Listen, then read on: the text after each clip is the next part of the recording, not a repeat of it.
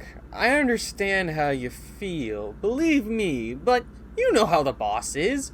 If we did that, he'd surely fire me.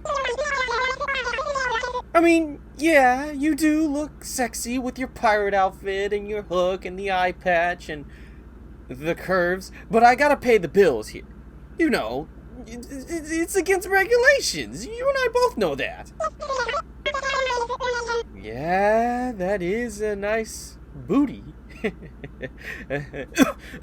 Wait, no. No. I will not be tempted. I'm sorry, but the answer is no. Wait, hold on. Let's not do anything too hasty.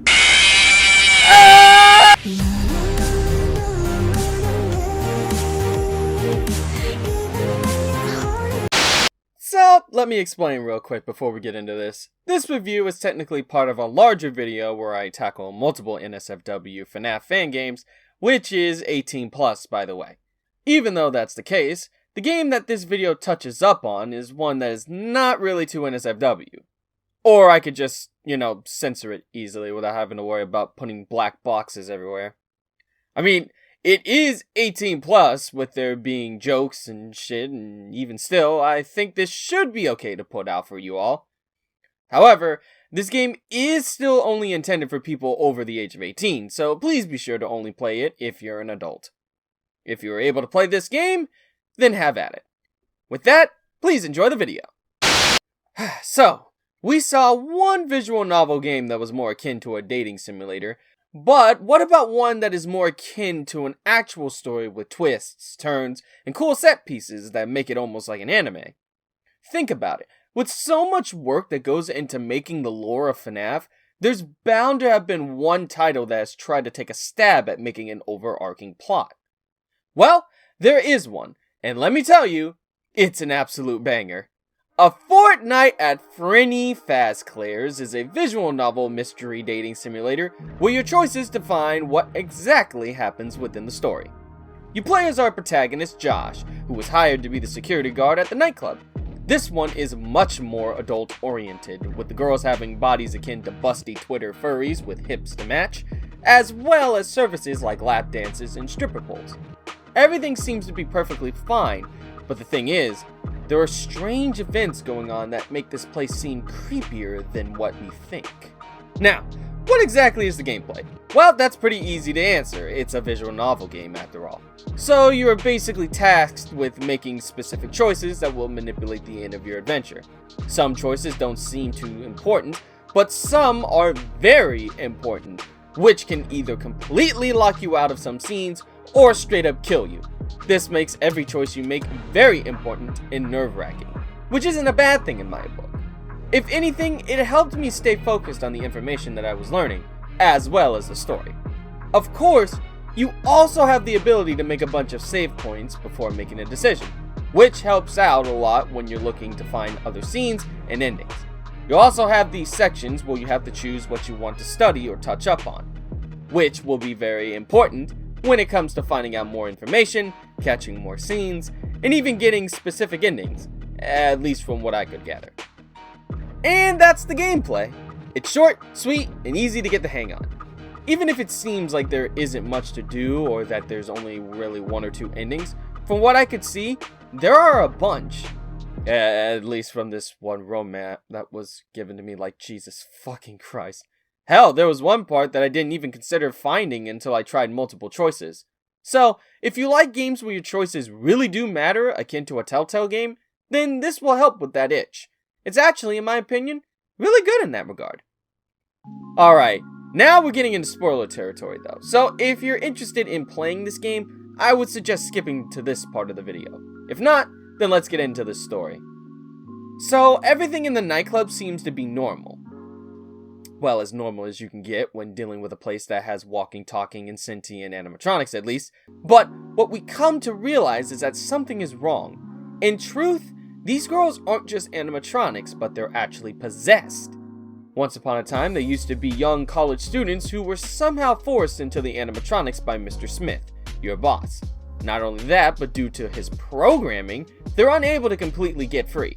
If they want to say something that he deems to be dangerous to his plans, his failsafe will keep them from saying anything. It isn't until a storm kicks off the power and servers are they able to be themselves and tell him what is possibly going on. So it's up to Josh to help them out and figure out who they really were.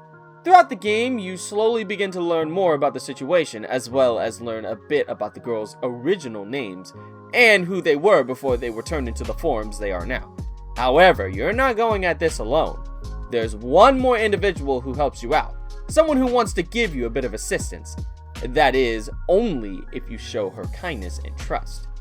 Enter Zero, who is also best girl in this game. She's an animatronic that no one else can see. That is, unless you look through the cameras or invite her. Not only that, but it seems like the plushie you get also helps with seeing her, but that may not be completely accurate. Regardless, she is basically Golden Freddy, where she's like an apparition or a specter. Only difference between that is the fact that she can actually touch you. Which is why you were able to fuck her later. Forgot that this was an NSFW game, didn't ya?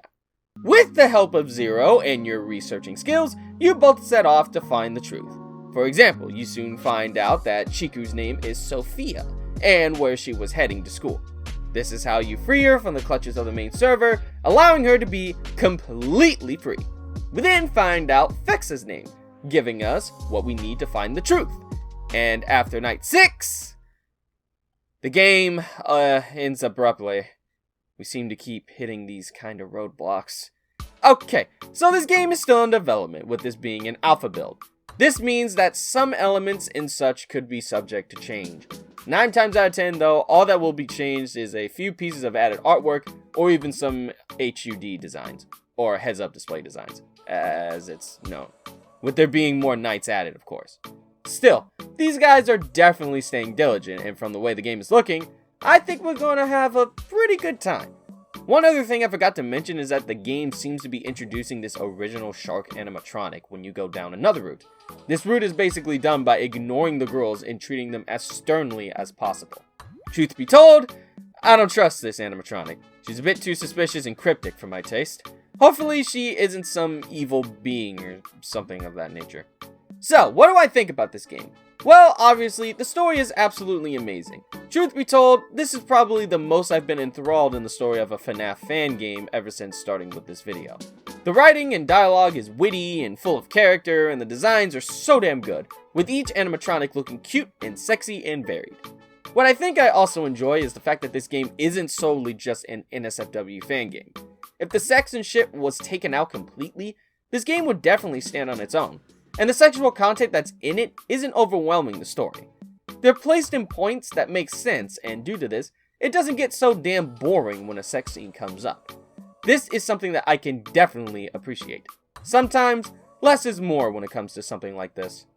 On the opposite end of the spectrum, one thing that I feel could have been added is maybe a little menu that could track your route, much akin to the Zero Escape series. Since there's a shit ton of possible endings and choices in the game, it could help players keep track of what has happened, as well as what route they're heading to. But even without it, the old paper and pen can do wonders for you. The game has a lot of promise, and whenever they get done with all the nights, I will definitely be finishing this bad boy up on my off time. A great story with an amazing mystery and very sexy animatronic ladies. What more could you ask for?